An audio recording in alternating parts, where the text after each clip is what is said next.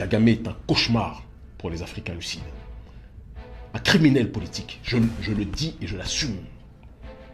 Et j'espère qu'un jour il sera traîné devant les tribunaux pour le chaos qu'il fait opérer actuellement et depuis un certain nombre d'années en RDC.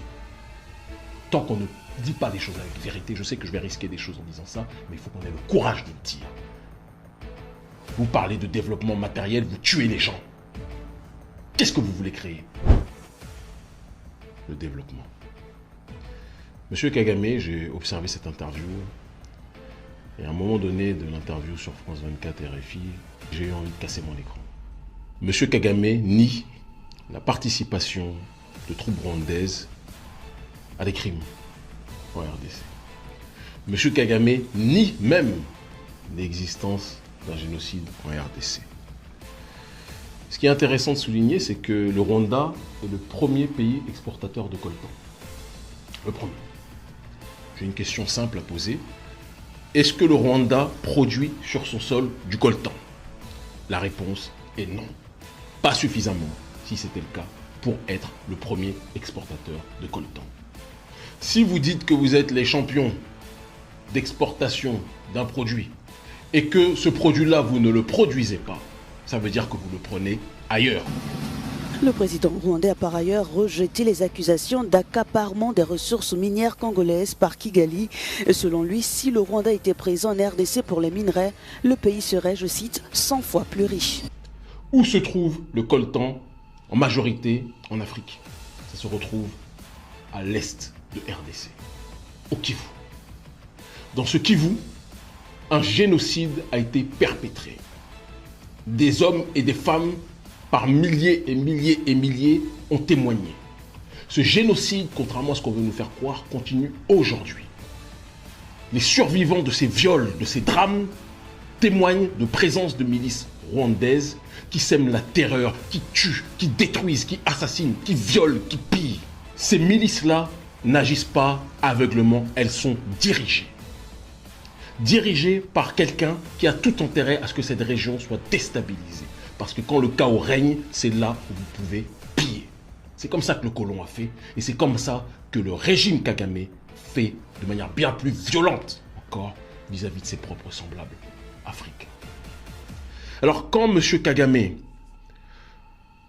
met en doute le propos du docteur Denis Mukwege, en disant que le docteur Denis Mukwege, parce qu'il a reçu le prix Nobel de la paix, je ne veux pas cacher, je fais partie des gens qui, lorsque j'entends que quelqu'un reçoit le prix Nobel, quand on sait aujourd'hui la forfaiture et l'escroquerie que symbolisent ces titres internationaux, je prends toujours du recul, voilà, je suis toujours entre guillemets sceptique sur ces titres, mais pas sur la qualité du docteur Denis Mukwege, parce que même un aveugle saurait voir le travail historique et extraordinaire qu'il fait.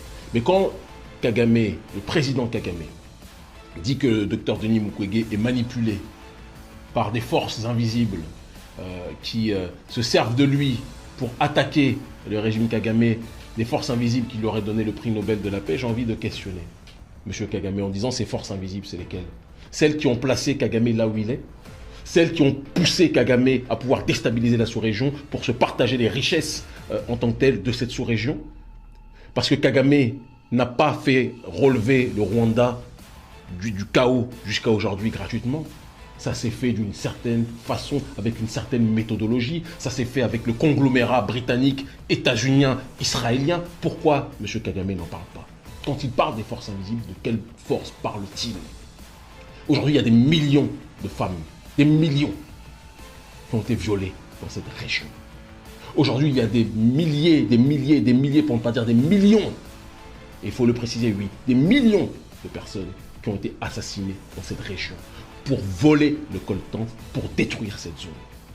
Donc M. Kagame fait du révisionnisme. Il prétend que ceux qui disent cela sont dans une stratégie de la théorie du double génocide en disant qu'il y a eu un génocide d'un côté et qu'il y a eu un génocide de l'autre et il balaye ça d'un revers de main. Mais si, il y a un génocide en RDC.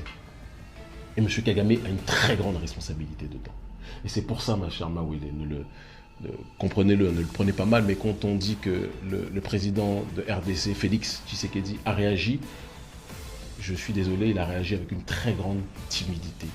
une très grande tiédeur. Et nous le savons, je le connais un peu, je sais qu'il est beaucoup plus opposé que cela officieusement à ce qui se passe en RDC. D'accord? Par rapport à la prédation de l'oligarchie, je dis bien l'oligarchie rwandaise et non pas de tous les Rwandais aussi, on y reviendra peut-être tout à l'heure, mais il est confronté au poids géostratégique qu'a le Rwanda dans cette sous-région. Mais je dis, en tant que panafricaniste, on ne peut pas prôner le développement en assassinant, en violant, en détruisant ses semblables africains.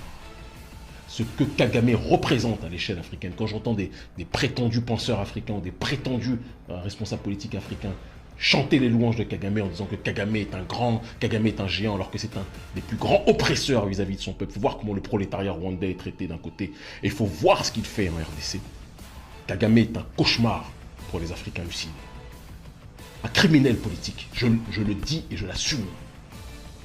Et j'espère qu'un jour il sera traîné devant les tribunaux pour le chaos qu'il fait opérer actuellement et depuis un certain nombre d'années en RDC. Tant qu'on ne dit pas les choses avec vérité, je sais que je vais risquer des choses en disant ça, mais il faut qu'on ait le courage de le dire. Vous parlez de développement matériel, vous tuez les gens. Qu'est-ce que vous voulez créer? En définitive, ce que révèle cette affaire, ce n'est pas seulement une polémique de plus entre chefs d'État africains ou une divergence de récits diplomatiques. Ce qui est en jeu ici, c'est une vérité historique, une tragédie humaine massive et surtout une question morale fondamentale pour l'Afrique et pour le monde. On ne peut pas continuer à parler de développement, de modernité ou de réussite économique lorsque ce développement repose sur le sang, le viol, le pillage et la mort de millions d'Africains. On ne peut pas ériger un pays en modèle, tout en fermant les yeux sur la souffrance indicible qui frappe une région voisine depuis plus de décennies. Car un développement qui se construit sur les cadavres des autres n'est pas un développement, c'est une imposture. La République démocratique du Congo, et en particulier l'Est du pays, est devenue le symbole le plus brutal de cette hypocrisie internationale. Une région immensément riche en ressources naturelles, mais transformée en champ de ruines, précisément parce que ces richesses attisent les convoitises. Et lorsque l'on observe les flux économiques, lorsque l'on analyse les chiffres, lorsque l'on regarde les routes du coltan, de l'or et des minerais stratégiques, une question simple s'impose. Qui profite réellement de ce chaos? Nier l'existence des crimes, nier les témoignages des victimes, nier le travail des médecins, des chercheurs, des journalistes et des survivants. Ce n'est pas seulement une faute politique, c'est un acte de révisionnisme, et l'histoire nous a appris où mène toujours le révisionnisme. À la répétition des crimes. Il est temps de poser la vraie question, celle qui dérange. Quel type de société voulons-nous bâtir? Une société dite civilisée, mais fondée sur la violence, la prédation et le mensonge? Ou une société réellement digne, où la souveraineté, la justice et la vie humaine ne sont pas négociables? Car une société qui se construit en détruisant ses voisins, en déstabilisant une région entière et en piétinant la vérité, n'est pas une société civilisée. C'est un cimetière à ciel ouvert, maquillé par un discours de performance et de modernité. Dire cela demande du courage. Dire cela comporte des risques. Mais se taire est encore plus dangereux, car le silence tue deux fois. Il tue les victimes et il tue la conscience collective. Cette vidéo n'a pas pour but d'attiser la haine entre les peuples. Les peuples rwandais, congolais et africains dans leur ensemble ne sont pas ennemis. Les ennemis, ce sont les systèmes de prédation, les oligarchies, les mensonges d'État et les complicités internationales qui prospèrent sur la division et le sang. Tant que la vérité ne sera pas dite, tant que la justice ne sera pas rendue, tant que les crimes commis à l'est de la RDC resteront sans réponse, il n'y aura ni paix durable, ni réconciliation sincère, ni avenir stable pour la région. L'histoire observe, les peuples observent, et tôt ou tard, les récits fabriqués s'effondrent toujours face à la vérité. Parce qu'aucune propagande ne peut effacer des millions de morts, parce qu'aucun discours ne peut faire taire éternellement les victimes, et parce que l'Afrique mérite mieux que le mensonge et l'oubli.